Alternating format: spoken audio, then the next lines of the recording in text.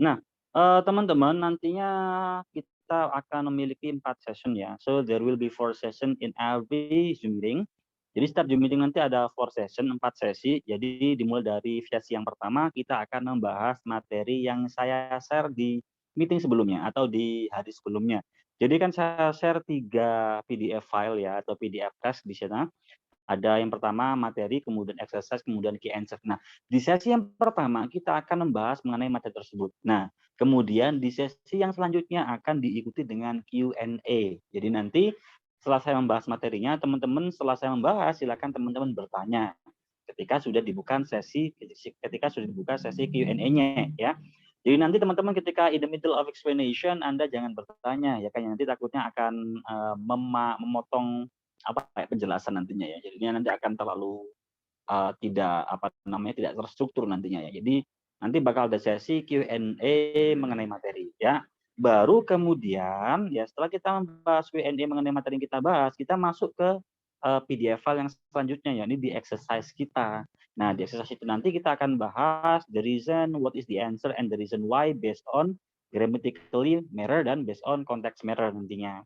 Nah, kita bahas juga nanti Q&A-nya exercise-nya dan juga setelah itu kita akan Q&A lagi mengenai materi atau mengenai exercise yang baru saja kita bahas gitu. Jadi ada 4 session ya, itu teman-teman.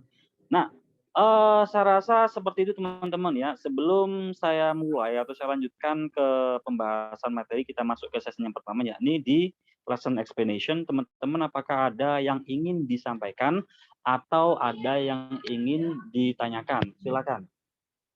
Apakah ada yang ditanyakan? Silakan teman-teman, atau sudah jelas? Udah have said to you, udah have explained to you, apakah sudah jelas? Atau mungkin teman-teman ada yang ingin ditanyakan, silakan.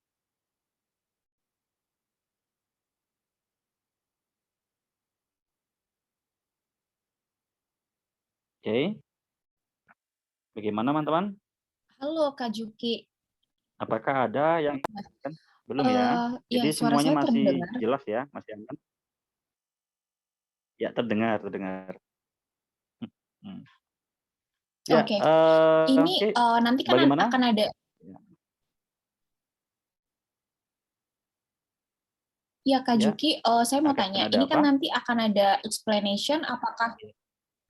explanation, apakah dijelaskan semua dari part of speech yang kemarin dibagikan, baru kemudian nanti akan ada Q&A dari kami, itu akan dijelaskan semua nggak ya di part of speech-nya? Atau tergantung dari pertanyaan yang muncul di sini?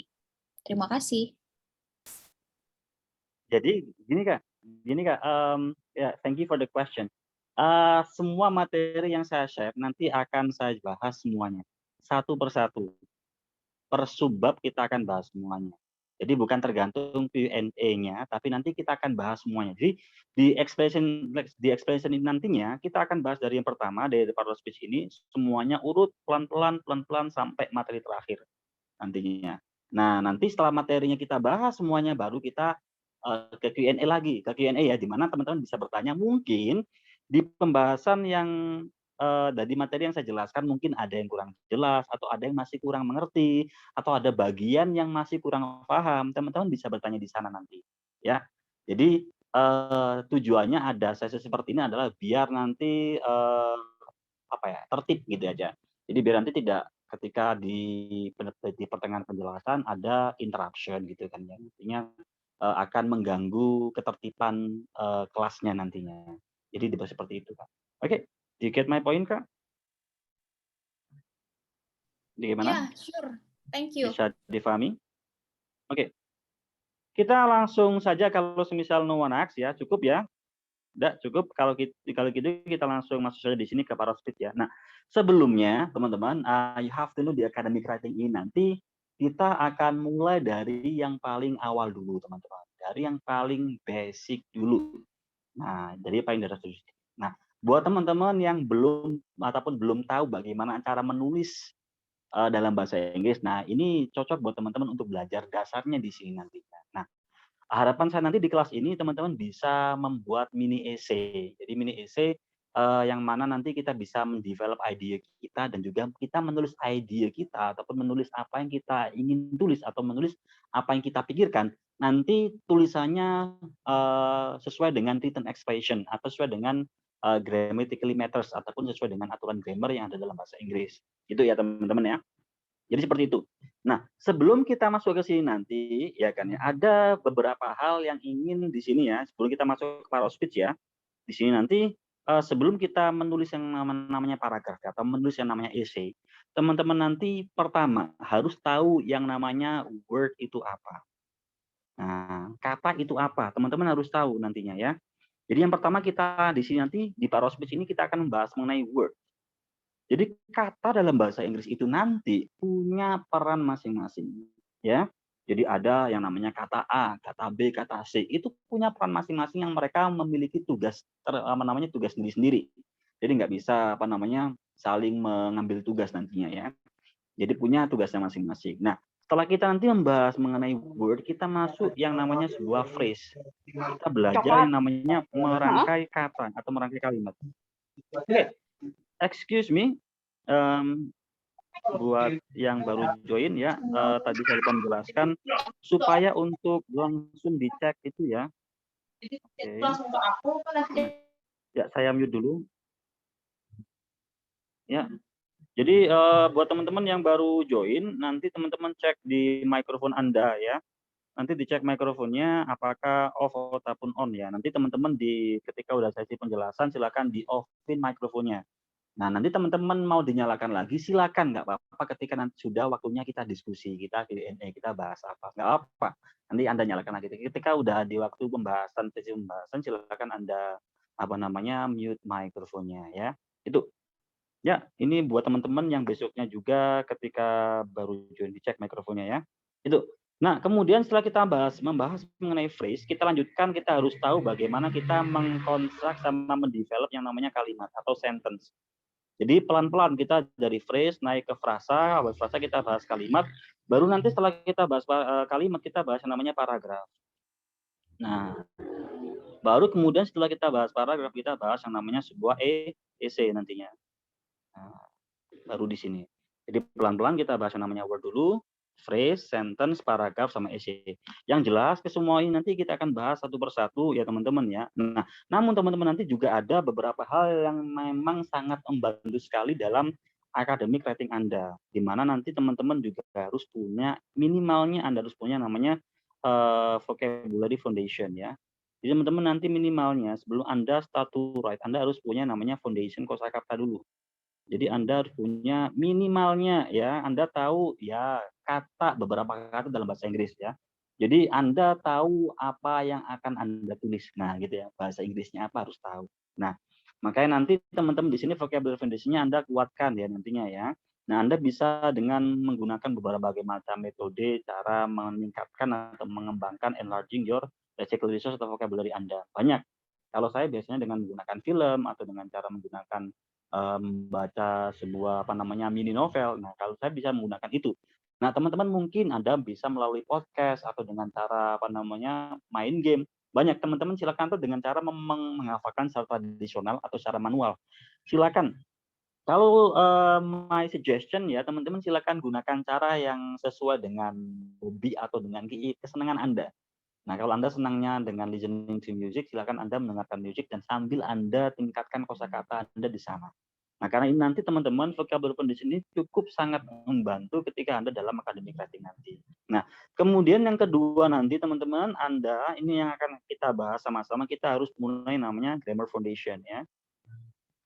Nah, di grammar foundation nanti ini kita akan membahas yang namanya word, phrase, sama sentence di sini nanti. Nah, di grammar foundation ini nanti kita akan mulai dari yang paling dasar, kita bahas yang namanya part of speech. Nah, buat teman-teman yang mungkin sudah belajar part of speech, mungkin udah tahu apa itu part of speech. Nah, buat yang belum tahu di sini, part of speech itu dia adalah bagian dasar ya. Kalau ibarat kata bangunan, itu dia adalah fondasi gitu ya. Nah, di mana part of speech ini dia disingkat menjadi pancavit di sini ya. Banyak sebenarnya singkatannya, ada panci VIP ataupun yang lain-lain, ada banyak ya. Cuman di sini yang jelas part of speech itu adalah dia kumpulan dari sebuah word ya, di mana di sini word ini nanti mereka punya peran masing-masing yang nantinya dia jumlahnya ada 8 bagian. Nah, yang pertama itu adalah pronoun di sini. Nah, what is pronoun, teman-teman? Pronoun itu dia adalah kata ganti. Fungsinya dia cuma satu. Dia fungsinya nanti dia menggantikan kata benda. So, pronoun itu dia fungsinya only one. Dia replace noun. Dia menggantikan kata benda. Jadi Anda tidak akan menemukan pronoun yang memiliki fungsi selain itu, ya. Selain menggantikan dari kata benda. Nah, di sini teman-teman macamnya ada 4 ya. Kita mulai dari yang pertama, ada yang namanya definite pronoun ya. Di mana definite pronoun ini adalah pronoun yang dia menggantikan apa atau menggantikan siapa itu jelas di sini. Contoh di sini ada I, saya. Dia menggantikan siapa? Ya jelas dia menggantikan saya, orang yang berbicara. Atau di sini kita I ini dia menggantikan first person atau orang pertama. Orang pertama itu teman-teman, orang pertama itu adalah orang yang berbicara ya. Ada juga second person ya, orang kedua. Ini orang yang diajak berbicara ya. Dan juga ada orang ketiga ya, ini bukan itu ya orang ketiga yang kayak di film barusan nih ya, Layangan Putus itu ya, bukan ya. Tapi ini orang ketiga ini maksudnya adalah orang yang dibicarakan. Nah, di sini teman-teman, A ini menggantikan siapa jelas, orang pertama yang berbicara ya, ini dalam kasus ini adalah saya Juki, gitu loh. Nah, David Tennant ini statusnya atau posisinya ada 4 ada 5 posisi di sini. Ada posisi subjek, ada posisi objek, kemudian posisi adjektif atau adjektif, posisi verb, dan ada posisi adjektif pronoun. Nah, di sini teman-teman, subjek itu pos status ya.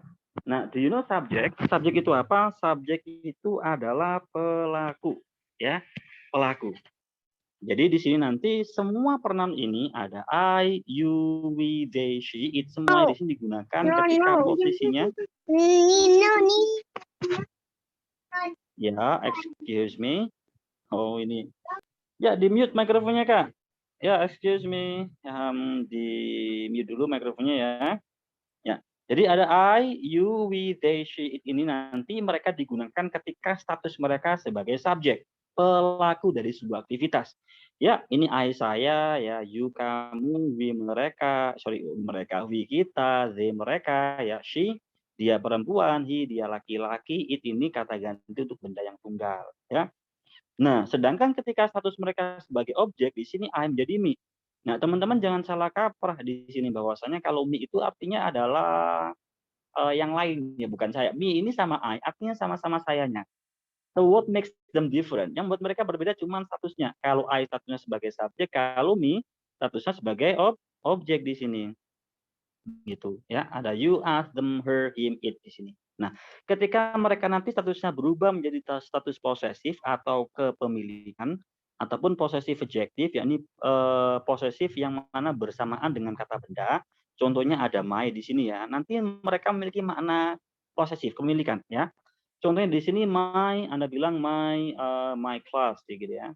Nah, my class. Yang nantinya artinya adalah kelasku atau kelas milik saya. Jadi my, me sama I itu artinya sama, sama-sama sayanya. Cuman di sini my memiliki makna posesif, kepemilikan. Jadi kalau Anda bilang my class berarti kelas saya. Kelasnya milik saya.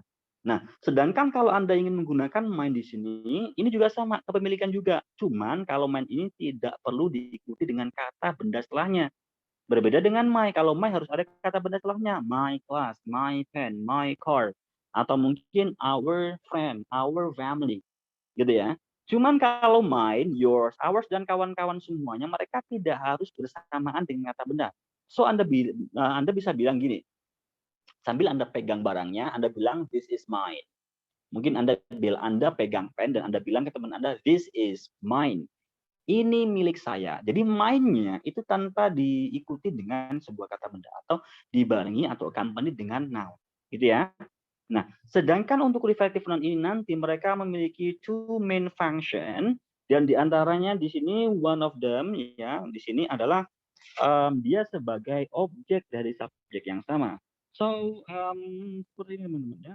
Okay. Seperti ini ya. So when you make a question, a sentence seperti ini ya. She, kita bikin kalimat gini. She hate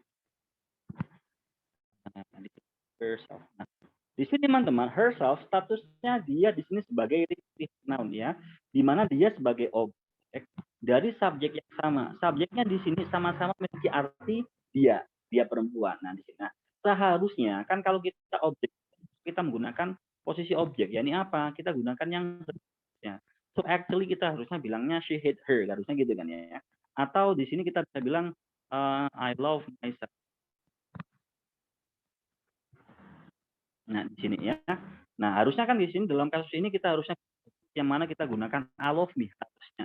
Cuman karena di sini dia di subjek yang sama, karena sama sayanya, maka kita gunakan myself reflektifnya. So you say I love myself gitu. Nah, itu the first function. The second function di sini dia sebagai emphasizing atau sebagai penekanan. Dalam kalimat di sini teman-teman ada by myself. Di sini kata by myself sebagai emphasize, penekanan bahwasanya I itu go to school. Dan sebenarnya Anda bilang I go to school aja udah cukup, udah benar ya. I go to school, ya I go to school. Saya pergi ke sekolah. Nah, cuma dengan adanya by myself ini itu sebagai penekanan bahwasanya ya saya itu pergi ke sekolah. Nah, posisi peletakan by myself ini Anda bisa letakkan di belakang seperti ini dengan tambahan by, atau Anda letakkan setelahnya subjeknya. Contoh di sini ya, I myself ya. I myself go to school. Aku ya myself, aku ini pergi ke sekolah.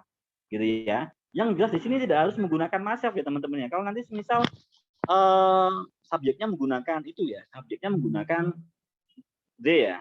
Ya sudah, maka di sini Anda menggunakan they themselves gitu ya. Nah, mereka di sini ya belajar academic writing gitu ya. Study academic writing. Contoh seperti itu. Ya, gitu. Nah, ini biar lebih lengkap di sini ada teman-teman ada contohnya ya di sini ya. Ada kalimat I read my book ya. I read my book for me by myself because this book is mine. Nah, dalam kalimat ini kita lihat kenapa kita menggunakan I. Karena di sini kita butuh status subjek. So I ini sebagai subjek. Nah, kenapa di sini kita menggunakan my? Karena dia adalah posesif, ya dia posesif yang bersamaan dengan kata benda. So di sini ada kata benda yang dia ikuti yakni book. Dan di sini kenapa kita menggunakan me di sini? Kenapa kita nggak menggunakan for I? Karena di sini kita butuh status objek di sini. Nah, kita ketahui sama-sama bahwasanya for ini adalah sebuah preposisi yang bisa memiliki objek. Nah, makanya kita menggunakan for me. Nah, objek itu nanti ada dua macam. Ada object of verb, ya, dan juga ada object of verb. Nah, ada object of verb sama object of preposition. Nah, di sini teman-teman, me ini statusnya dia adalah objek dari sebuah preposisi. Kak, preposisi itu apa? Verb itu apa? Nah, nanti kita bahas di bawah satu persatu, pelan-pelan ya. Gitu ya. Nah, kemudian di sini dia menggunakan mine ya. Kenapa nggak menggunakan mine? Ya karena di sini kita tidak ada kata benda setelahnya. Jadi kalau Anda tambahkan because this book is mine book malah salah. So you can only say because this book is mine. Seperti itu. Nah, itu definite pronoun di mana pronoun yang menggantikan apa atau siapa itu jelas ya. Nah, sedangkan yang kemudian di sini ada yang namanya indefinite pronoun. Nah, indefinite pronoun ini kata ganti yang nggak jelas. Dia menggantikan siapa nggak jelas. Contoh di sini ada something atau someone atau somebody. Ini nggak jelas dia menggantikan siapa. Saya bilang gini, something is under my bed. Sesuatu ada di bawah kasurku. Atau mungkin kita bilang someone knock my door. Seseorang mengetuk pintu. Someone ini kembali ke siapa? Seseorang siapa yang mengetuk pintu? Nggak tahu. Namanya disebut dengan indefinite pronoun. Nggak jelas dia menggantikan siapa. Gitu ya. Ini ada anything, ada anyone, ya ada anything di sini. Ya, ada anyone ya. Ada anybody. Sama di sini ada one thing, kemudian ada everything, everybody. Dan you should know that semua indefinite pronoun ya, semua pronoun yang tidak jelas ini atau menggantikan siapa nggak jelas ini, itu dia dianggap TPS. Nah, what is TPS, teman-teman? TPS itu adalah third person singular, orang ketiga tunggal. Nah, di sini orang ketiga itu kan orang yang dibicarakan ya tunggal.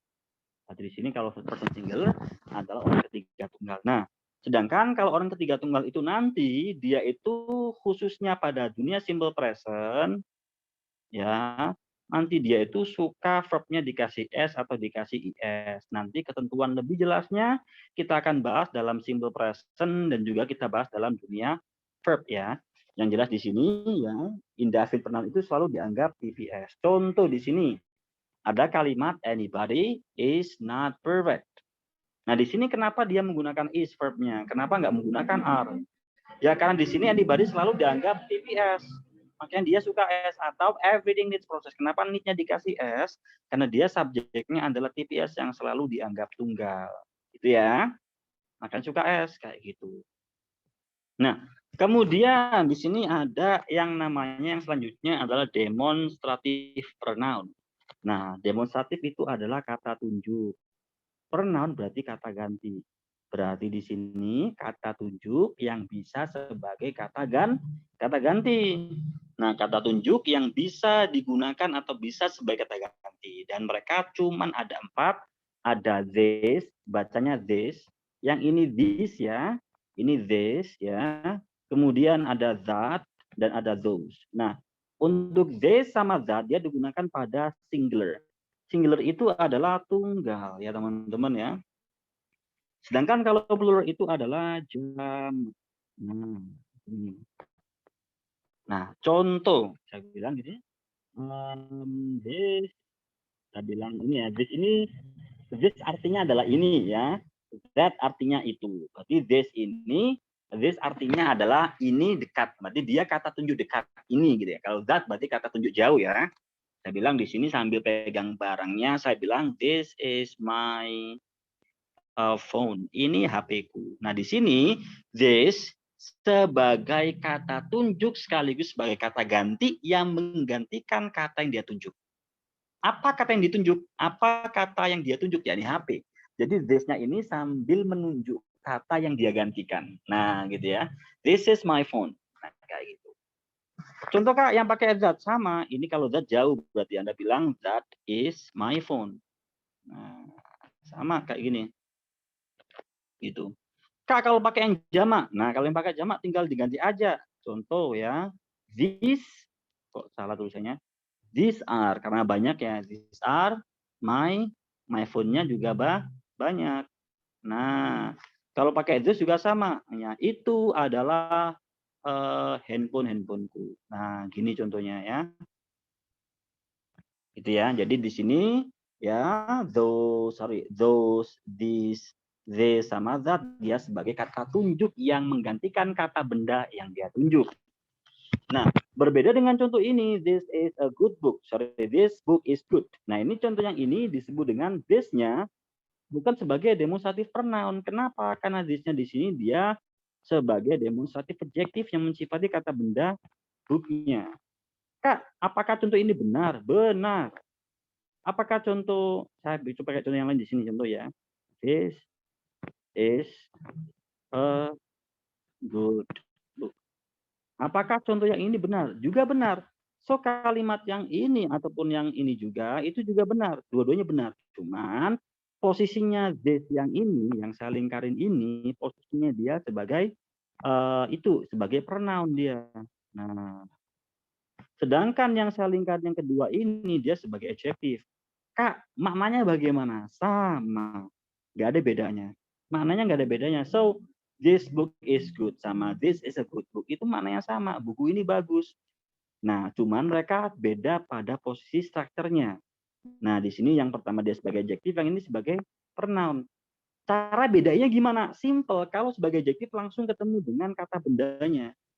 Karena dia mensifati, maka dia ketemu dengan kata benda yang dia sifati. Tapi kalau this yang sebagai pronoun, dia tidak ketemu dengan kata benda yang dia sifati. Ya, karena dia bukan sebagai sifat, tapi dia menggantikan kata benda yang dia tunjuk. Gitu ya. Jadi demikian teman-teman. Dan yang terakhir dalam pronoun itu adalah interrogative pronoun. Di mana interrogatif itu kata tanya, pronoun adalah kata ganti. So di sini nanti ada kata tanya yang menggantikan kata benda yang dia tanyakan. Jadi ada kata tanya yang menggantikan kata benda yang dia tanyakan dan cuman ada 3 saja, ada who, ada what, ada whom. So, kita bedah sama-sama. Di sini teman-teman, kalau who di sini digunakan untuk menggantikan subjek, menggantikan atau menanyakan subjek yang dia itu orang, person. Sedangkan kalau what dia digunakan untuk menanyakan subjek ataupun bisa digunakan menanyakan objek, tapi subjek objeknya dia bukan orang, non person, berarti selain orang, berarti benda gitu ya. Sedangkan kalau whom di sini dia digunakan untuk menanyakan objek yang person. Maka di sini kita lihat dalam contoh Rudy will visit Rina. Di sini kita lihat subjeknya mana. Rudy verbnya will visit, objeknya Rina. Nah, kalau misal kita ingin menggantikan si Rudy ini, kita harus menggunakan yang who. Nah, karena dia subjek person, so maka menjadi kalimat who will visit Rina. Siapa yang mengunjungi Rina? Nah, who di sini dia menggantikan subjek person Rudy, sekaligus dia menanyakan Rudinya. Nah, ya kan? Jawabannya apa di sini? Who will visit Rina? Jawabannya Rudy kan? Jadi dia menggantikan kata benda yang dia tanyakan.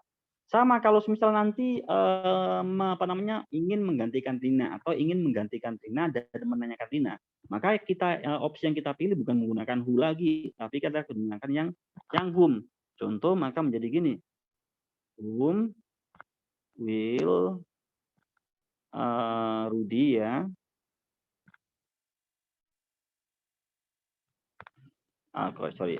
Whom will Rudy visit?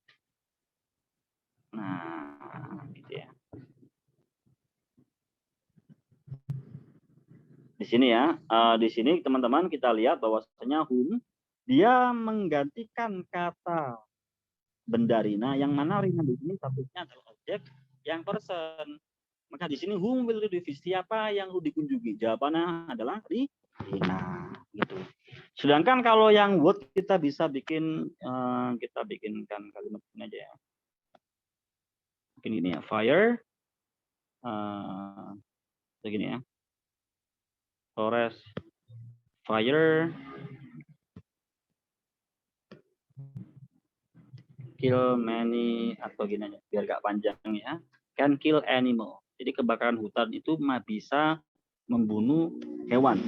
Nah di sini teman-teman, forest fire dia adalah subjek, verbnya adalah can kill, objeknya adalah animals. Nah kalau misal kita ingin menanyakan forest fire dan menggantikan forest fire, yang mana statusnya forest fire ini adalah subjek yang bukan orang, non person, kita gunakan yang what di sini ya, what ya, can kill animals, apa yang bisa membunuh para hewan. Jawabannya adalah forest fire. Sama kalau Anda ingin menanyakan animals yang di sini statusnya dia adalah objek dan non person, maka kita gunakan what juga. Maka menjadi what ya, can forest fire kill.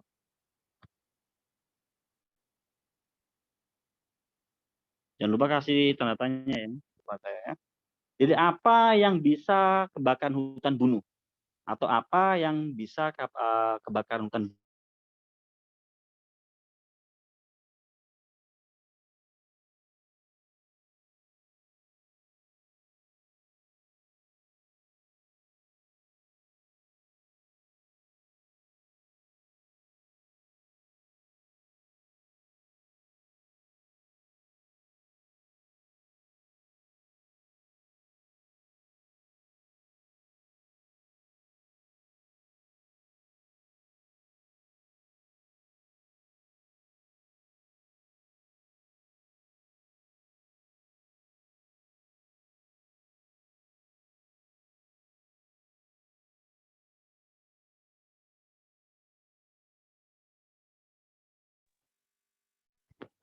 Oke, teman-teman, hello, cek. Bisa dengar suara saya? Hello, everyone. Ya, bisa, Mister. Aduh, ini makanya kita dari. Kalau mau ngambil di ruanganku ada satu karung. Ya di mute dulu Kak. Di mute mikrofonnya. Aduh, ini. Saya mute dari sini aja deh. Oke. Jadi listrik mati mendadak ini sering terjadi ya. Oke, sampai sini teman-teman mengenai pronoun apakah ada yang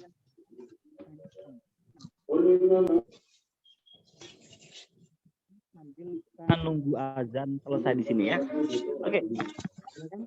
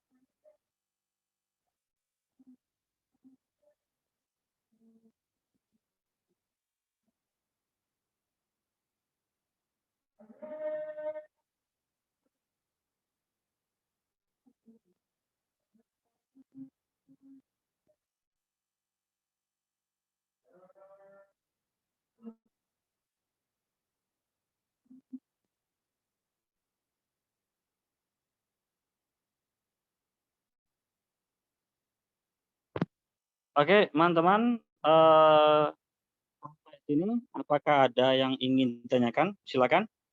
Atau sudah jelas? Oke, silakan teman-teman. Clear?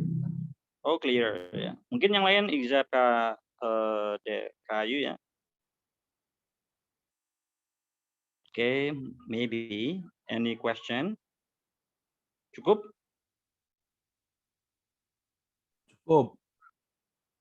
Kemudian di sini kita lanjutkan ke adjective ya teman-teman ya. Kalau no one asks, kita continue to adjective. Nah, what is adjective ya?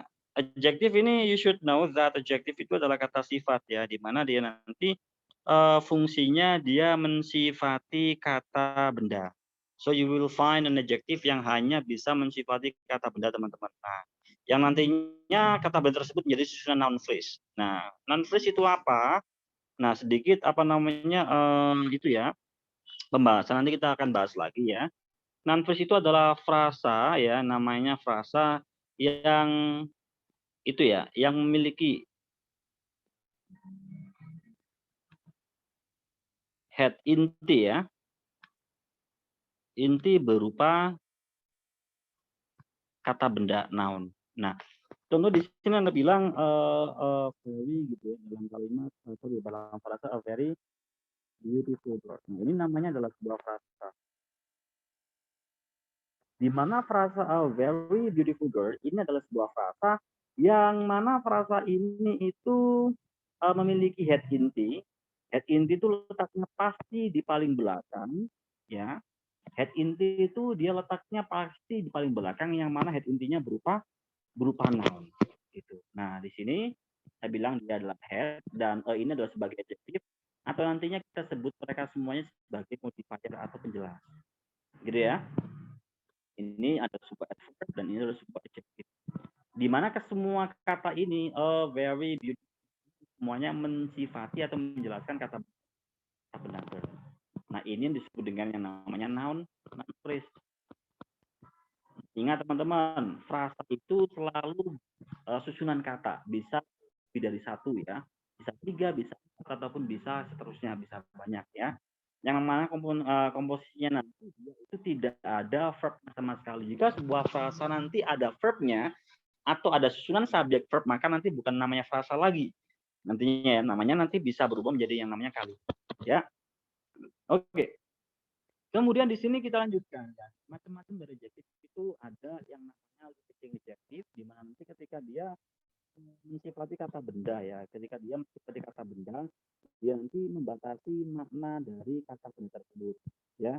Dia membatasi makna dari kata benda tersebut di situ ya. Nah, contoh di sini ada yang namanya artikel ya, ada yang namanya demonstratif, ada distributif, ada kuantitatif ya. Possessive, interrogative, origin, location, sama participle di sini. Sebenarnya 8 ya.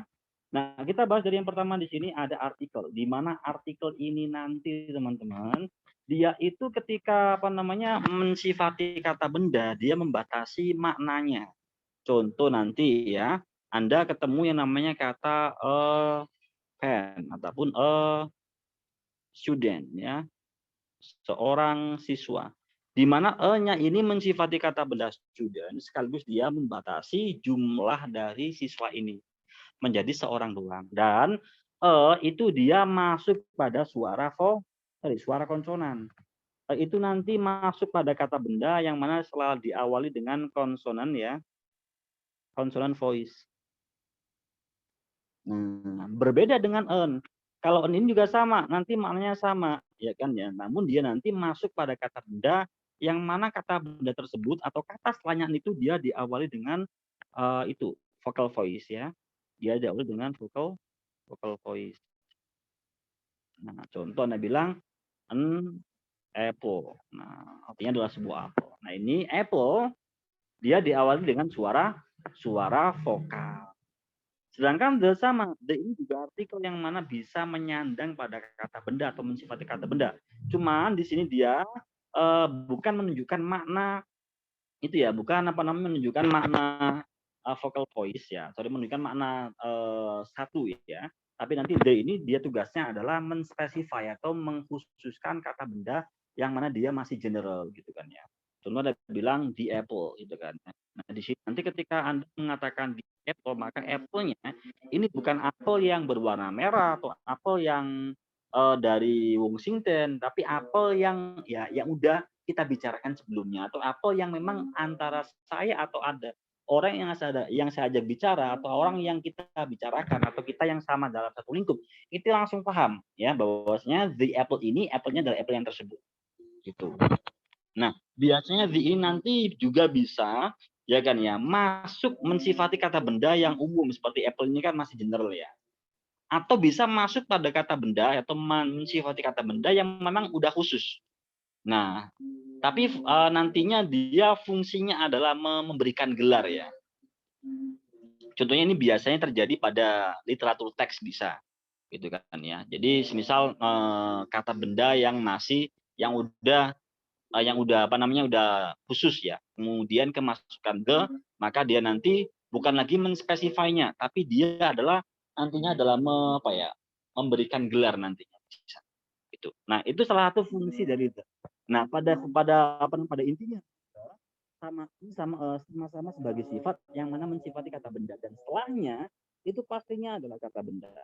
Gitu teman-teman. Nah, selanjutnya di sini ada yang namanya demonstrative adjective di mana tadi ada yang namanya demonstrative noun dan ini demonstrative adjective.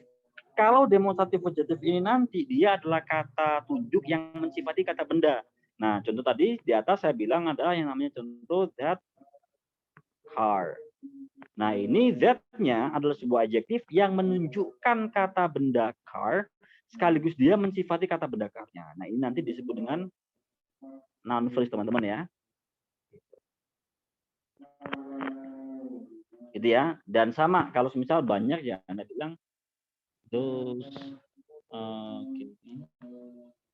Anda bisa bilang those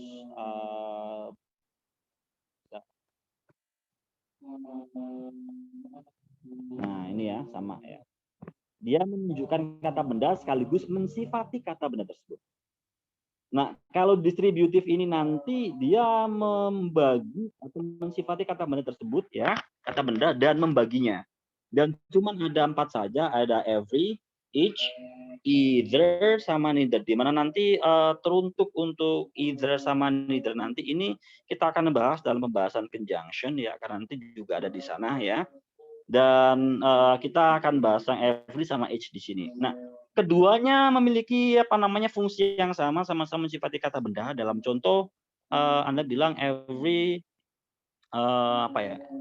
Kita bilang every mobile phone atau every phone ya.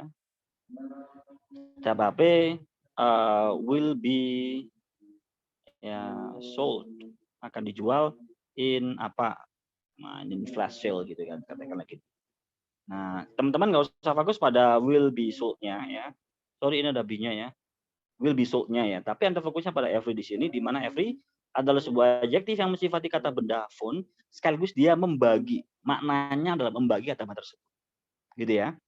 Nah, each juga sama. Each juga membagi. Sama-sama mensifati, cuma nanti mereka hanya terletak pada perbedaan makna saja. Sama-sama bermakna membagi ya, cuma nanti each ini nantinya dia only ya, dalam beberapa sumber dikatakan bahwasanya each ini nantinya dia masuk pada kata benda saja. Contoh Anda bilang each apple, nah tiap-tiap apple dia maknanya juga membagi, cuma nantinya dia masuk pada kata benda yang memiliki makna benda ya, bukan person ya. Sedangkan kalau every ini nanti bisa ke benda, bisa ke orang, bisa person atau non person. Nah, itu ya bedanya. Well, kemudian di sini ada quantitative adjective di mana dia mensifati kata benda sekaligus dia menjelaskan jumlah ya. Ada banyak teman-teman ya, ada some, ada one, ada any, ada two, ada three, ada four, five, six, seven, ada some, ada apa lagi? Much, amount, ada banyak ya sebenarnya ya. Maka ditulis dengan F1. Nah, contohnya saya bilang di sini books. Beberapa buku ya. Kita pakai ini ya. Some houses are rented. Nah, beberapa rumah disewakan gitu kan ya. Di sini some-nya mensifati kata benda house-nya sekaligus dia menunjukkan dari kata benda ini bahwa jumlahnya ini dia lebih dari satu. Gitu. Nah, banyak ya teman-teman juga bisa bilang two pens atau mungkin one apalagi one table ataupun yang lain ya. Dia mensifati kata benda dan menunjukkan dan membatasi itunya ya, membatasi jumlahnya ya. Kemudian posesif di sini. Posesif ini nanti dia mensifati kata benda dan juga menunjukkan makna kepemilikan. Nah, di sini ada 3 macam posesif ya. Di mana yang pertama ini sudah kita bahas tadi ya, dengan menggunakan pronoun ya, contohnya my, your, mine ya. Kemudian yang kedua ini dengan cara kita menggunakan pos seperti ini, noun, s ya di sini ya. Ya, atau cara yang kedua Anda menggunakan cara noun s, dalam contoh di sini ada kata igas baik. Di sini igasnya adalah posesif yang mensifati kata benda baik. Jadi sepedanya miliknya Iga.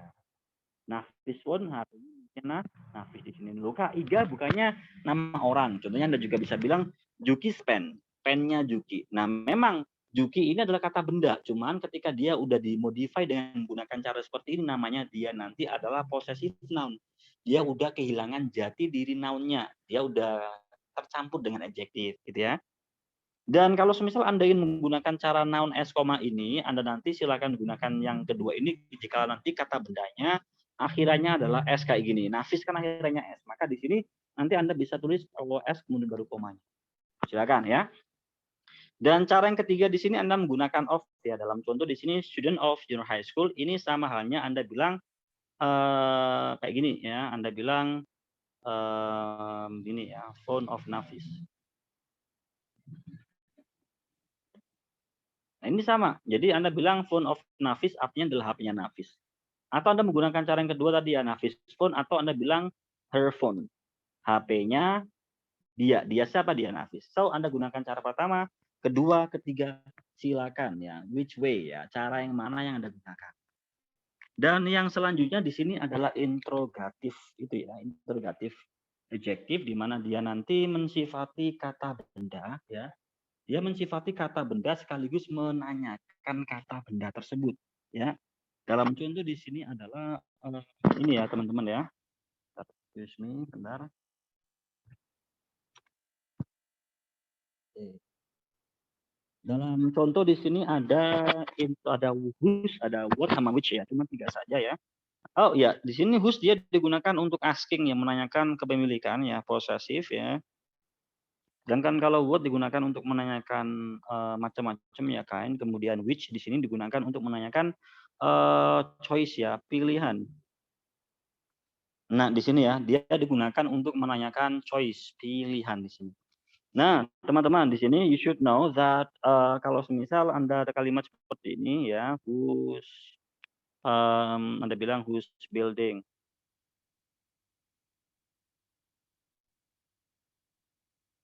is burned, terbakar. Nah, di sini whose dia mensifati kata benda building. Sekaligus dia menanyakan kepemilikan siapa building. Menanyakan kepemilikan milik siapa. Jadi rumahnya siapa atau bangunannya siapa yang terbakar. Berbeda dengan menggunakan what. Kalau what nanti dia menanyakannya adalah kind-nya. So you can say what building is burned. Jadi itu ya, bangunan apa? Jadi menanyakan kind-nya. Bangunan apa yang terbakar? Jadi menanyakan kind-nya. Nah, sama juga di sini. Kalau misal menggunakan which, jadinya dia mensifati kata benda ya, sama di sini sama-sama sifat kata benda buildingnya. Cuma nanti which-nya nanti dia menanyakan choice pilihan. Jadi rumah yang mana? Nah, yang besar atau yang terbuat dari kayu atau yang mana? Nah, jadi menanyakan yang mana? Sama-sama.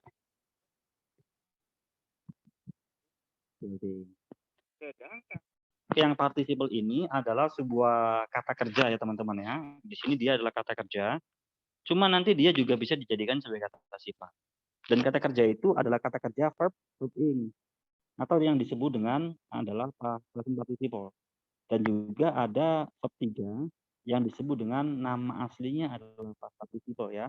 So namanya adalah present participle sama past participle atau verb in sama verb 3 di mana mereka bisa dijadikan sebagai kata sifat atau kata kerja yang bisa jadikan kata sifat. Sebenarnya untuk present participle sama past participle ini kita akan bahas pada next season sebenarnya ada ya. Tapi di sini sedikit spoiler teman-teman ya, di mana contohnya Anda bisa bilang ini ya. Kita bilang interesting friend. Ya. Jadi di sini si interesting-nya mensifati kata benda friend, di mana nanti maknanya adalah teman yang menarik. Nah, ini noun yang disifati. Sama interested juga sama nanti, dia mensifati kata benda juga sama-sama. Ya, interested friend. Jadi teman yang tertarik nanti. Jadi sebenarnya antara interesting sama interested ini dua-duanya sama, memiliki sama-sama bisa mensifati kata benda, cuma nanti mereka terletak pada perbedaannya terletak pada makna saja. Kalau interesting atau present participle nanti maknanya dia adalah makna aktif ya, so dia adalah aktif, memiliki active meaning. Sedangkan kalau past participle dia memiliki makna passive meaning. Nah di sini, nah beda ya, interesting friend ya teman yang menarik, interested friend teman yang tertarik. Berbeda makna, yang satu aktif, yang satu pasif. Contoh lain mungkin kita bisa bilang annoying friend. Nah, kalau pakai present participle maknanya aktif, teman yang menyebalkan. Tapi kalau Anda bilang annoyed friend menggunakan past participle, maknanya beda. Maknanya adalah pasif, adalah annoyed friend, teman yang sebal. Nah, gitu ya. Maknanya pasif. Nah, kemudian yang selanjutnya di sini ada descripting adjective ya. Descripting adjective ya, yakni di sini dia adalah kata benda yang mana dia kata sifat yang mana dia mensifati kata benda tapi dia juga menjelaskan kata benda tersebut. Nah, di sini contohnya ada smart. Ini Anda bisa bilang smart friend gini ya.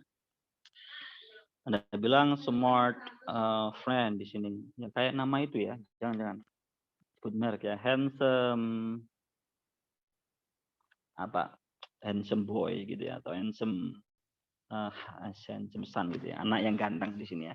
Handsome mensifati kata benda son sekaligus dia menjelaskan kualitas bahwasanya son itunya ganteng.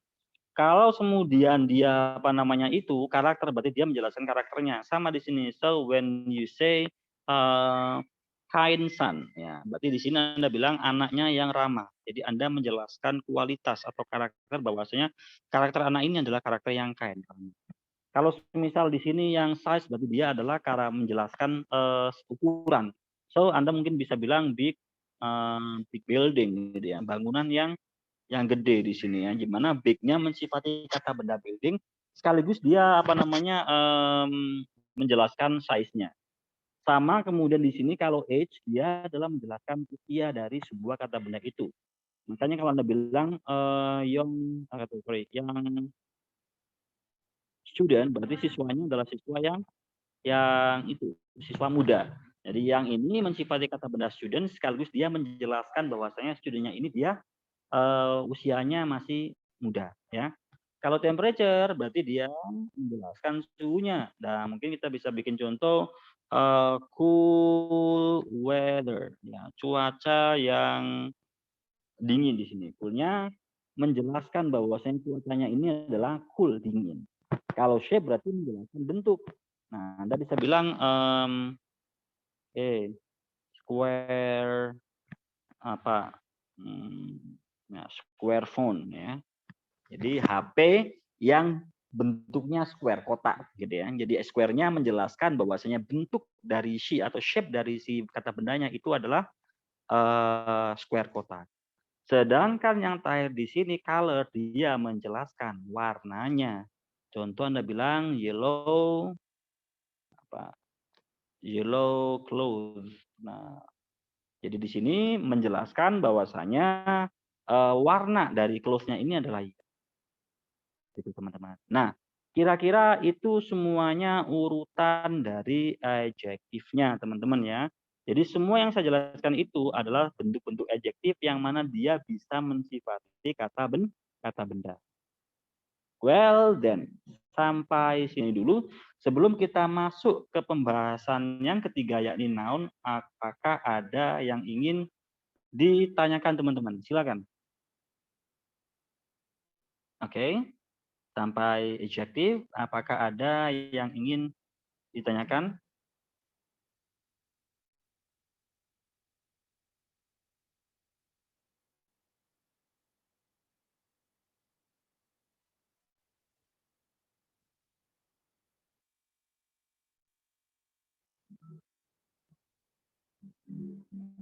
Oke, sampai sini apakah ada yang ingin tanyakan teman-teman? Silakan. Ataukah sudah paham?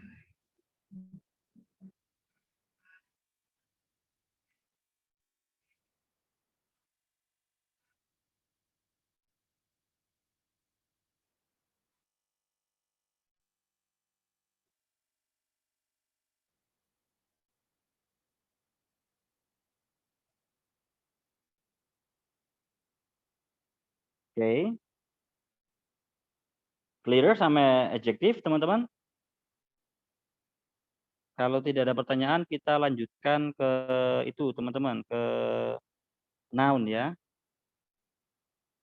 Atau mungkin ada part yang dimana teman-teman masih kurang jelas atau masih belum paham, silakan ditanyakan lagi atau mungkin saya bisa mengulanginya lagi. Gak apa teman-teman, silakan ya. Do not be shy ya. If you find something difficult to understand, just ask. Ya, maybe with my help ya. Mungkin dari penjelasan saya bisa bantu teman-teman ya. Oke, if no one asks and everything is clear ya, kita langsung lanjutkan ke noun ya di sini. Di mana noun ini adalah kata benda. Yaitu ya dia digunakan untuk menamai semua benda. So everything in this word yang mana memiliki bentuk ataupun dia memiliki nama, it's a noun. Apapun itu di dunia ini, di alam semesta ini ketika dia punya nama, dia disebut dengan noun ya. Dan noun ini nanti pembagiannya kategorinya ada dua macam. Nanti kita lihat pembagiannya berdasarkan wujudnya dan juga pembagian berdasarkan jumlahnya. Nah, kalau kita tengok berdasarkan jumlahnya ini ya teman-teman ya. Berdasarkan itunya dulu ya, berdasarkan wujudnya ada yang namanya noun yang dia itu ya bentuknya masih abstrak dan juga ada noun yang bentuknya konkret. Nah, Kalau noun yang nantinya dia abstrak ya teman-teman, kalau bentuk yang abstrak di sini nanti noun-nya itu dia tidak bisa dipancainderakan. So panca indera kita kan ada 5 gitu ya, panca indera, di mana indera kita yang ada 5 ini tidak bisa menangkap noun yang abstrak ini. Dalam contoh di sini ada happiness, kebahagiaan, sadness, kesedihan, atau togetherness, kesedihan, atau mungkin leadership gitu ya. Ini juga dia tidak bisa dipancainderakan. Kepemimpinan. Apakah Anda bisa mempancainderakan kepemimpinan? Ya, contoh mungkin Anda apakah bisa melihat atau mencium, merasa, meraba, mendengarkan kepemimpinan nggak bisa. Mungkin kita bisa melihat orang yang memimpin, orangnya, gitu ya. Tapi kalau kepemimpinan sama seperti kesedihan, ya. Kesedihan kita nggak bisa melihatnya, mempancainderakan, mendengar, merasa juga nggak bisa. Tapi kalau orang yang sedang bersedih, orangnya kita bisa melihatnya, gitu. Nah, kebalikan dari si abstrak ini ada konkret, di mana kalau konkret ini dia itu bisa dipancainderakan, ya. Jadi ada 4 macam ya, ada disebut dengan common noun dan juga ada proper noun, collective noun dan juga ada material noun. Nah, di sini common noun ini nanti dia adalah kata benda yang masih general ya. Contoh di sini ada flower, country, car, ada animal ya, ada banyak ya. Plant ya, plant. Ini semuanya kata benda yang masih umum, yang mana mereka masih punya sub kata benda atau sub bagian yang lebih rinci, gitu ya. Nah,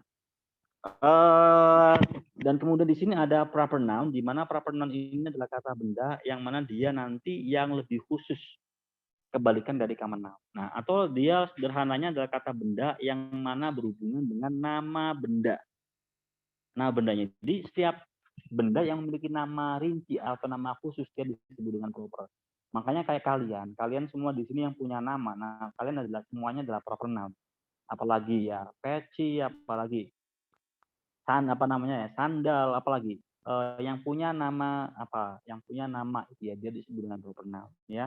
Contoh di sini ada Indonesia, ada Rose, ada BMW. Ini semuanya dia adalah proper noun ya, dia khusus. Contoh di sini mawar ya, dia merujuk kepada bunga yang memiliki warna sekian, kemudian warna demikian, dan kemudian bentuknya ya demikian gitu ya, dan dia biasanya tumbuh di daerah demikian. Nah itu ada kategorinya, udah rinci. Nah itu bedanya dengan common noun. Dan proper noun sama common noun ini nantinya juga bisa dijelaskan dengan menggunakan the ya. Cuman nanti mereka beda. Kalau misal masuk pada common noun dia menspesify, tapi kalau masuk pada proper nanti dia lebih ke memberikan gelar gitu ya. Tadi dijelaskan itu. Nah, kemudian di sini ada collective noun ya. Sama-sama dia bisa dipancainderakan. Kalau collective noun ini nanti dia adalah kata benda yang berhubungan dengan kelompok. So, di dalam kata benda ini nanti ada berbagai macam anggota. Contoh di sini dalam football club ya, ambil contoh football club atau mungkin saya ambil contoh family. Di dalam kata benda collective family ini, di dalamnya ada banyak anggotanya. Ada father, ada mother, ada son, ada daughter, ada apa lagi? Ada grandfather, ya banyak anggotanya. Maka di sini semuanya tadi dia termasuk dalam bagiannya family. Itu. Sedangkan yang terakhir dalam collective noun itu adalah material noun, kata benda yang mana dia berhubungan dengan bahan dasar. Contohnya di sini ada sugar, water, ada stone, ada mungkin kita bilang gold, ya, ada oil, ya, ada gas. Ini semuanya kata-kata benda yang berhubungan dengan bahan dasar. Dan semuanya ini dia termasuk konkret atau concrete. Bisa dipancainderakan. Entah tidak bisa dilihat, tapi dia bisa dirasakan. Contoh apa?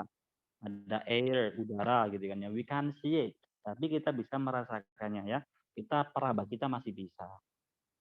Nah, sedangkan yang kemudian noun kalau kita lihat dari segi jumlahnya, ada jumlah yang ada jumlah yang countable, ada jumlah yang uncountable. Kalau jumlah yang countable ini nanti jumlahnya bisa dihitung. Artinya ya per singlenya, per satuannya ini bisa dihitung. Contoh ada book di sini atau box. Itu bisa dihitung satu duanya, satu buku, dua buku atau dua kotak, 5 kotak bisa. Gitu ya. Dan noun yang bisa dihitung itu nanti perubahan tunggal jamaknya ada 2 macam, ada perubahan yang beraturan, ada perubahan yang tidak beraturan. Kalau perubahan yang beraturan kita cukup menambahkan S sama IS saja di akhir sehingga kata benda itu udah menjadi lebih dari satu. Ya, dalam bahasa Inggris lebih dari satu atau dua ke atas udah dikatakan plural atau jamak. Dalam contoh di sini Anda bilang two books. Bukunya ada 2 di sini ya, maka kita menggunakan S. Nah, S ini cukup menunjukkan bahwasanya bukunya lebih dari satu, itu. Nah, ketentuan penggunaan S sama S ini bagaimana? Nah, IS ini nanti kita gunakan kapan? Kita gunakan ketika kata bendanya nanti berakhiran kata yang saya tuliskan di sini. Di antaranya kayak berakhiran S ya. Ada SH, ada CH, ada X, dan juga ada I di sini. Nah, contoh Anda bilang, saya mendapatkan ciuman ya, banyak ciuman ya, kisses. I got many kisses from my father gitu ya. Saya dapat ciuman dari ayahku, atau ini ya di sini contoh kita bisa bilang washes di sini ya, cucian itu juga bisa di sini. Atau kita bisa bilang beaches di sini ya. Ini boxes ya. Kalau kita bisa bilang ini ya ladies ya. Nah, di sini semuanya teman-teman dia diakhiri dengan ini tambah lagi ya, I atau Y ya di sini ya. Jadi IS ya. Sisanya nanti dia kita tambahkan dengan S saja ya. Itu yang perubahan yang reguler. Kita cukup tambahkan S sama IS saja. Namun kalau perubahan yang irregular ini nanti kita nggak bisa menambahkan S sama IS. Artinya dia memiliki polanya sendiri. Contohnya dari child menjadi children atau person menjadi people. Tunggalnya child, jamaknya menjadi children. Di mana dia tidak sama, dia memiliki pola sendiri. Nah, so bagaimana cara kita mengetahuinya? Ya mau nggak mau ya kita harus menghafalkannya ya. But don't worry teman-teman ya, di amount ya atau di number of di countable noun atau irregular countable noun itu nggak banyak ya. Dia cuma sekitar 20 sampai 30-an. Jadi nggak banyak ya. Di antaranya nanti ada juga kata benda seperti mice ya. Mouse ya, menjadi mice. Ada ini ya, mice. Ada tooth menjadi teeth ya, dan lain-lain ya. Ada food, feet ya, dan lain-lain di situ ya. Nah, sedangkan kalau uncountable ini nanti dia adalah noun yang mana dia jumlahnya tidak bisa dihitung. Ya, contohnya ada gula, ada uang, ada air. Ini jumlahnya pakai every single-nya itu nggak bisa kita hitung. Anda nggak bisa bilang apa namanya saya butuh 2 air gitu kan ya, nggak bisa. Teman saya memakai 4 uang gitu kan ya. Jadi nggak bisa. Jadi Anda nggak bisa apa namanya menghitung kata benda yang uncountable. Nah, di mana di sini teman-teman Anda bisa menghitung uncountable noun ketika Anda menghitung uncountable ini yang Anda hitung itu bukan noun-nya, tapi yang Anda hitung itu volumenya. Nah, dalam contoh mungkin kita bilang saya meminum segelas air ya, a glass of water. Ya, maka yang dihitung di sini bukan airnya tapi gelasnya. Gitu loh. Jadi yang Anda hitung ini nanti dia gelasnya. Sama di sini saya menggunakan setengah sendok gula. Ya. Gitu kan. Anda bilang I use half half spoon of sugar gitu kan. Saya menggunakan separuh sendok gula gitu kan ya. Sama, uang juga sama yang Anda hitung itu nominalnya. Nominal dari uang tersebut, bukan uangnya gitu loh. Saya membayar dengan menggunakan saya membayar 20.000. Nah, 20.000 ini bukan yang di jumlahnya ini bukan jumlah itunya, bukan jumlah uangnya tapi nominalnya. Gitu. Makanya di sini mereka uncountable, nggak bisa dihitung. Ada banyak juga. Contohnya ada susu gitu kan ya. Susu ini juga sama. Saya menggunakan 4 susu nggak bisa. Pasti 4 saset ataupun 4 kilogram atau 4 liter gitu kan ya.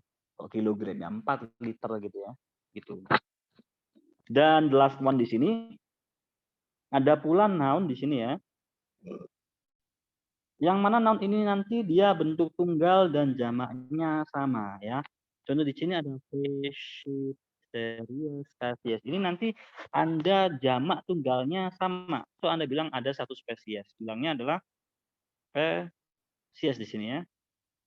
Sama, tapi kalau ada banyak, many spesies juga.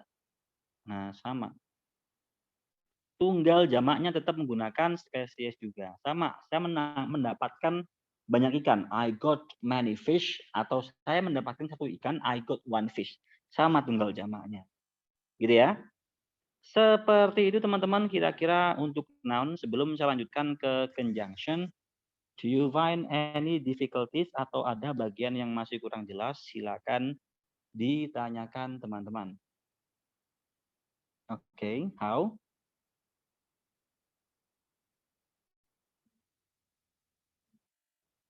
Oke, bagaimana teman-teman? Any question so far?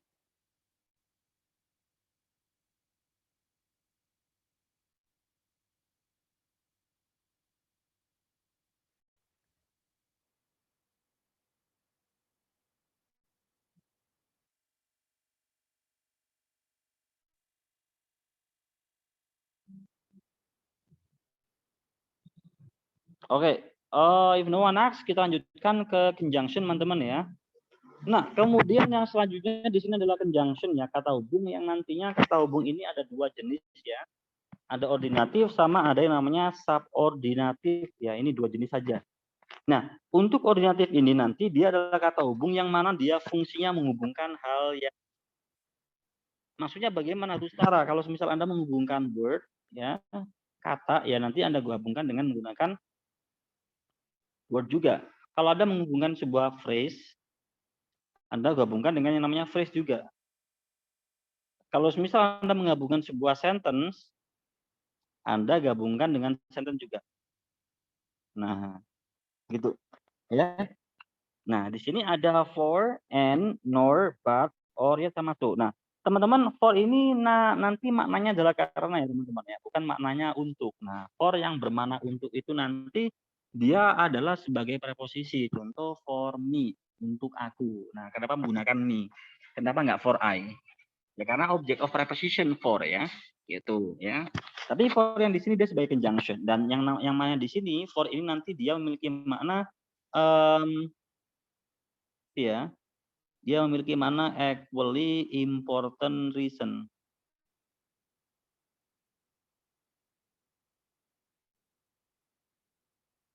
Dalam contoh, we kita taruh atas saja gini ya. We learn academic writing. Kok gak muat ya? Taruh sini aja. We learn academic writing.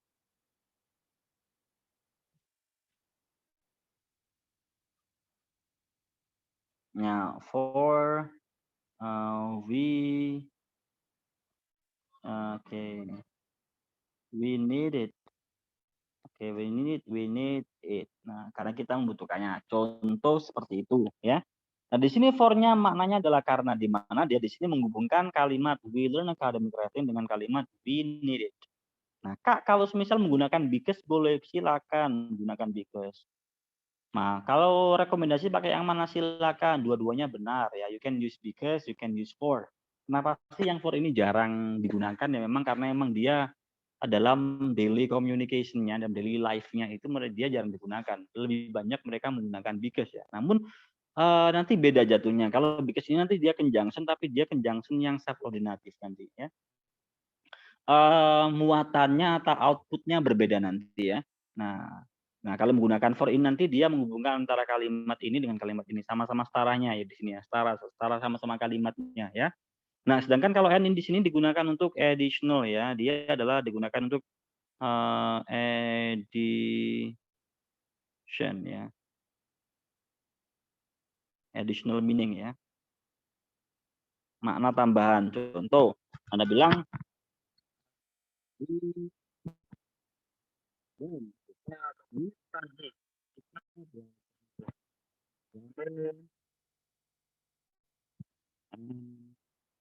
speaking. Ya. Speaking. Nah, kita belajar grammar sama speaking di sini. Nah, di sini ya kata hubungnya adalah and ya. Di sini dia ya, tambahan di sini ya.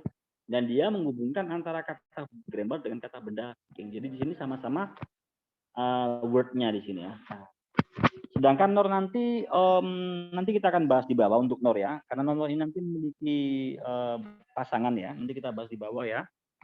Nah, sedangkan untuk but ini nanti dia digunakan untuk ini opposite ideas ya.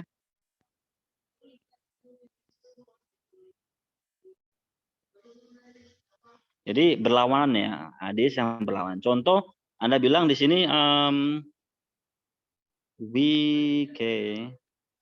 I am hungry. Ya, aku lapar ya. Ini sesuai dengan keadaan saya sekarang ya. I am hungry, but no food is available. Nah, di sini teman-teman kita lihat bahwasanya but ini ya, ada but ini digunakan untuk menggabungkan kalimat I'm hungry dengan kalimat no food is available. Di mana di sini kontras, opposite meaning ya. Aku lapar dan nggak ada, tapi nggak ada untuk yang dimakan. Jadi kan biasanya kan kalau lapar ya makan dan dimakan gitu. Jadi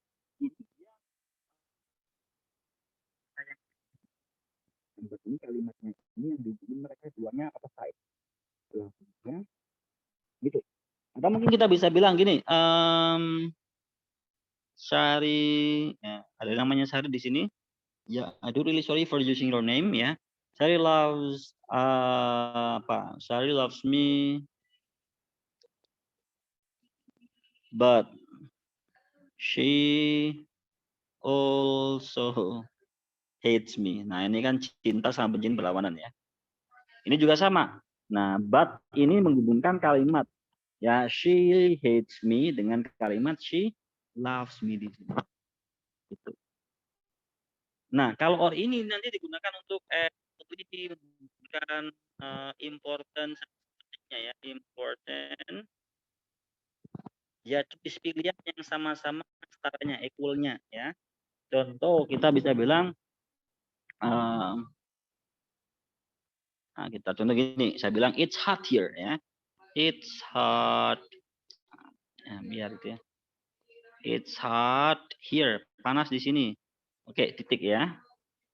Oke, we can drink. Oke, we can apa mungkin ya. We can drink ice tea or apa kita bisa bilang gini ya, ice tea or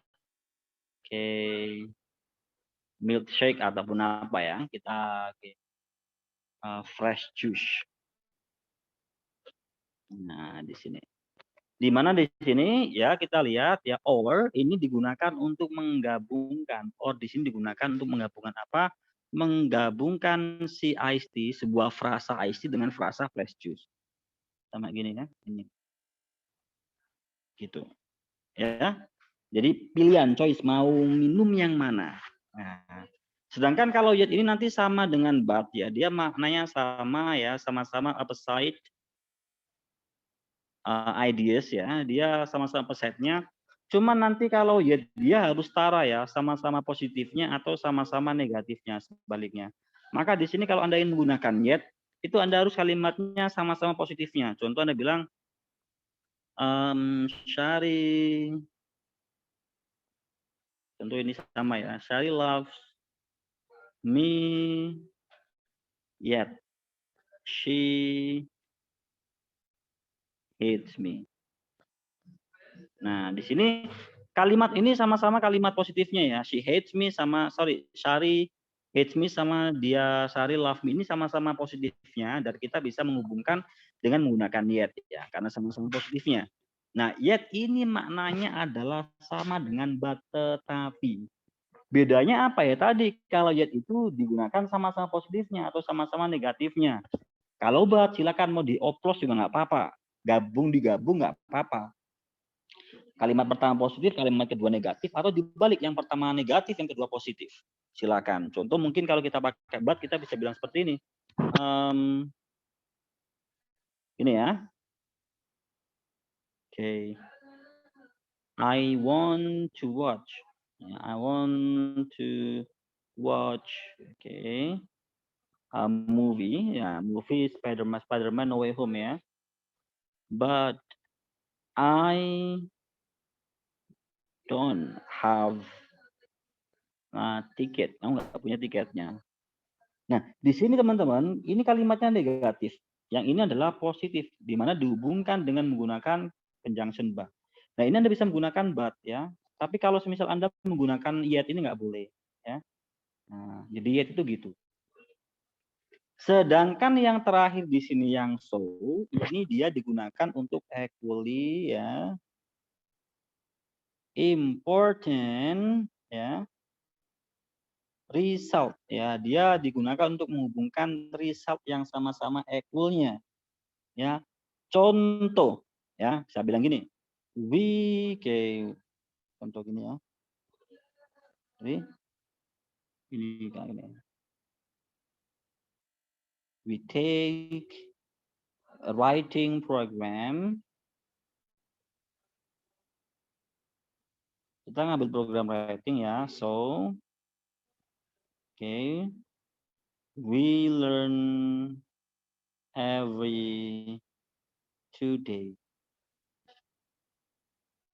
Nah, gini ya. Jadi di sini ini adalah kalimat yang dihubungkan ya. So we learn every 2 day dengan kalimat we take academic atau we take a writing program. Nah, di mana dua kalimat ini dihubungkan dengan menggunakan conjunction so. Dan di sini kalimat yang kedua di sini dia adalah sebuah result dari kalimat yang pertama. Atau kalimat yang kedua ini adalah sebuah lanjutan dari kalimat yang pertama. Jadi kalau kita bisa ibaratkan efek ya, jadi gitu ya. Result dari kita take program itu adalah kita punya kelas 2 hari sekali. Nah kayak gitu.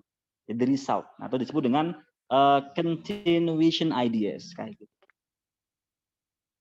Nah itu teman-teman ya apa namanya conjunction koordinatif di mana dia digunakan untuk menghubungkan yang setara gitu ya.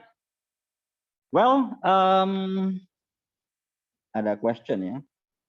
Apa perbedaan for sama because apa ya? Sama nggak ada bedanya. Dia for itu conjunction, because juga conjunction. So no difference ya. Jadi Anda bisa menggunakan keduanya. So you can say for atau Anda menggunakan because. Dalam contoh di atas di sini Anda bisa mengatakan ya we learn academic writing because we need it atau for we need it. So both of them silakan. Nah, cuman kalau kita menggunakan for itu kan agak aneh ya. Kenapa aneh? Ya karena nggak biasa digunakan. Kenapa? Karena in daily communication atau daily life speaking itu kita lebih prefer atau kita prefer menggunakan because instead of for ya. Tapi kalau dalam academic writing ya dalam writing, dalam penulisan for itu sering muncul. Anda kalau misalnya sering baca-baca artikel gitu ya, for itu sering digunakan untuk menghubungkan kata dengan kata bahkan juga kalimat dengan kalimat yang mananya adalah sebuah important reason gitu Kak. Gitu. Ya. Well, seperti itu Kak ya. Oke, I hope you can understand from my explanation. Nah, kemudian di sini ada yang namanya correlative conjunction. Nah, correlative conjunction ini nanti dia adalah pasangan. Contohnya di sini ada both sama and. Kita lihat ya, both and. Ini pasangannya teman-teman ya, both and ya. And not only but also either sama or, neither sama nor. Ini pasangan. Jadi mereka berdua ini nggak bisa dipisahkan. Jadi harus berpasang-pasangan. Dalam contoh di sini, both and. Kapan kita menggunakan both and? Kita gunakan ketika maknanya adalah keduanya tercapai. Jadi antara yang dihubungkan dua-duanya sama-sama terjadinya. Contoh, both Munir and Haidar. Yang dihubungkan apa di sini? Yang dihubungkan adalah Munir sama Haidar, sama-sama noun-nya, sama-sama setaranya ya. Sama-sama noun-nya di sini. Ya. Di mana Munir dan Haidar ini sama-sama mencintai dia. Nah, contoh di sini hernya kita ganti Sari gitu ya. Jadi kedua-duanya ini tercapai. Tercapai apa? Tercapai mencintai Sari. Itu. Nah, sama dengan tadi juga ada not only but also. Dan not only but also ini teman-teman maknanya sama-sama tetapi.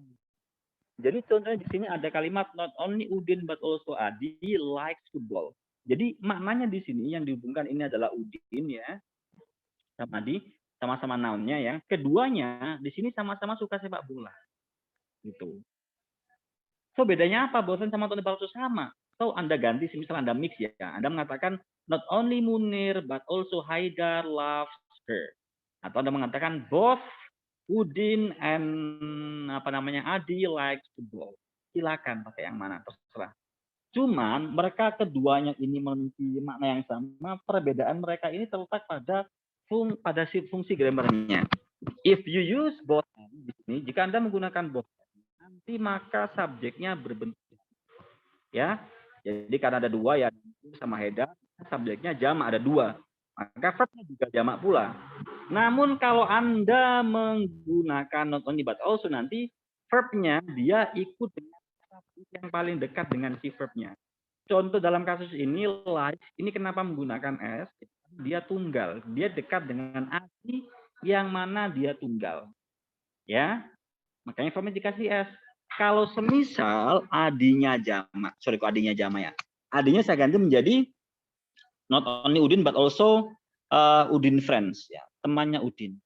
Ya, Udin friend. Temannya Udin banyak. Nah, maka di sini kita like-nya menggunakan verb yang jamak. Kenapa? Karena like-nya dekat dengan subjek Udin's friends yang mana friends-nya ini jamak. Gitu. Ya. Sama di sini ada not only but also, either sama neither. Nanti dia verb-nya itu ngikut dengan subjek yang paling dekat dengan dia. Nah, sedangkan kalau either or ini nanti optional. Ini ya, salah satu tercapai. Dalam contoh either Afif or Imron, di sini conjunction-nya adalah apa namanya ya, Afif or Imron ya, di sini yang dihubungkan adalah Afif sama Imron ya di sini. Either Afif or Imron ya read newspaper. Ya kalau nggak Afif ya Imron baca koran. Yang mana yang baca koran?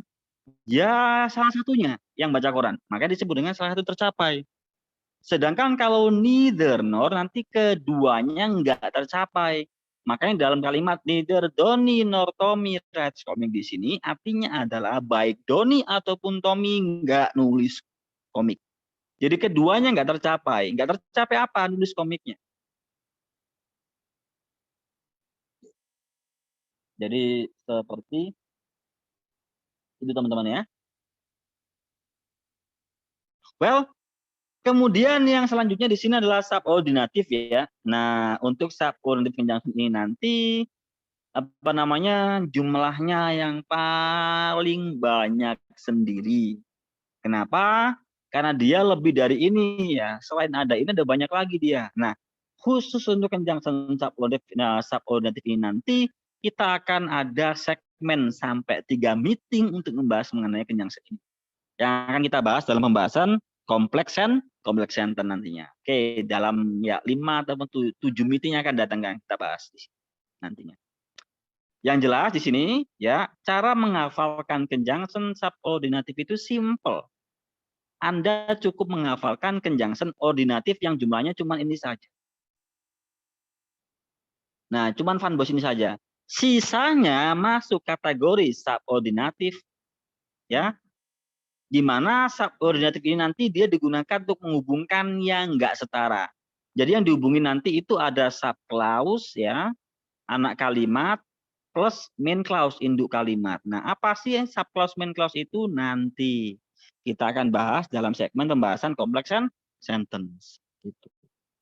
Oke. Sampai conjunction teman-teman, apakah ada yang ingin ditanyakan? Silakan. Hey, any question everybody? Okay. Ada question sampai sini? Clear?